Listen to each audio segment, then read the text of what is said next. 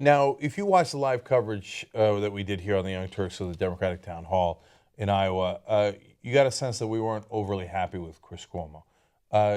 In the beginning, he asked a ton of questions from really a right-wing framing to Bernie Sanders, challenged them over and over on almost every single question.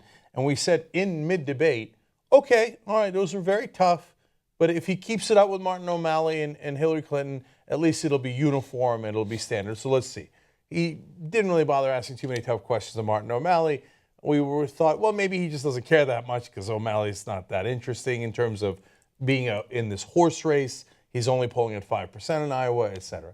His two main tough questions to O'Malley were, yeah, but why are you still in the race? Okay, I know. It's a standard establishment question. It's not substantive. To Hillary Clinton, his first two questions were, President Obama seems like he's endorsing you. Why? Boy, how come he likes you so much?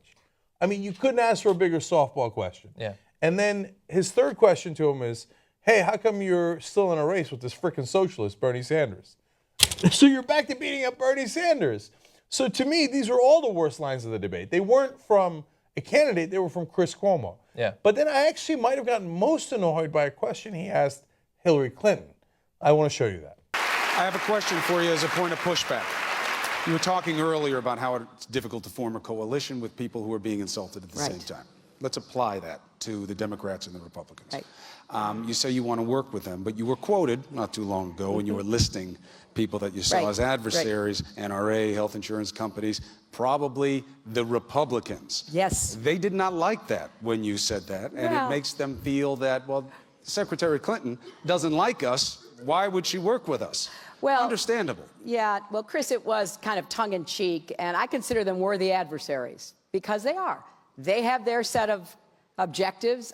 We have ours on the Democratic side. But that's why I gave you a short overview. I worked with all of them. You know, when I'm actually in office, they say really nice things about me. Okay, now wait a minute now. How come Republicans are never asked, hey, how are you going to work with the Democrats if you guys keep criticizing them? Isn't that weird that they never get asked that? Like, it's assumed that the Republicans should be vicious towards Democrats and should rip their face off and say they're helping the terrorists. They say that all the time. That President Obama, Cruz says it over and over, is the terrorist's best friend, okay? Oh, my God, why don't you ever ask Ted Cruz, how the hell are you going to work with Democrats? In fact, that's Ted Cruz's number one problem, and he still never gets asked that question in any of these debates.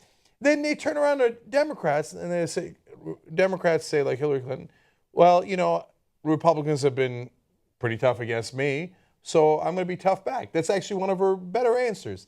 Though, again, she frustratingly says, oh, I know how to work with them. I'll reach out to them. Don't say that. Here's how you reach out to them. And it's not just because you want to seem tough, although in politics that matters, especially in a primary. It's because practically, if you don't break their will to resist, they're never going to agree with you because you were nice to them. That's not how politics works, right?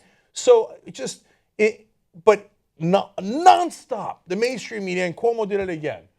Be nicer to Republicans. Why aren't you being nice to Republicans? As if it's the Democrats' fault.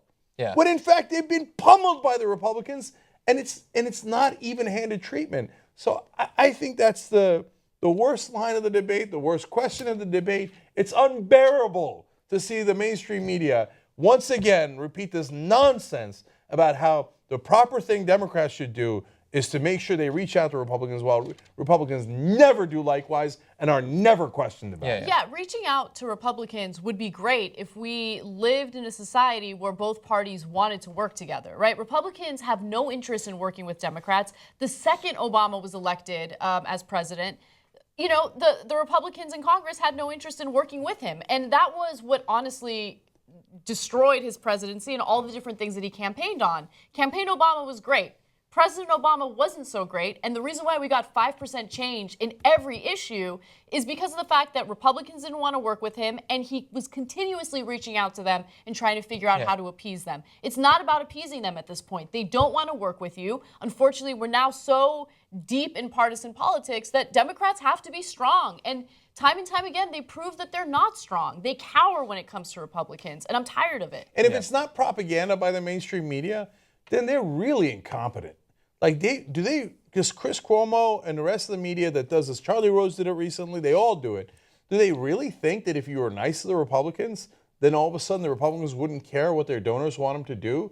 Oh, you played golf with me. Oh, golly gee, okay, I'll vote with you. Yeah. If that's your understanding of politics, you're miserable at your job. Yeah. Well, I mean, unfortunately, they hire a lot of actors instead of people who study politics. That was crazy. In fact, you swayed me. No, Chris Cuomo's the loser of this debate. Or CNN, because it's filled up with people like him. I'm sure he's a fine person in his day-to-day life.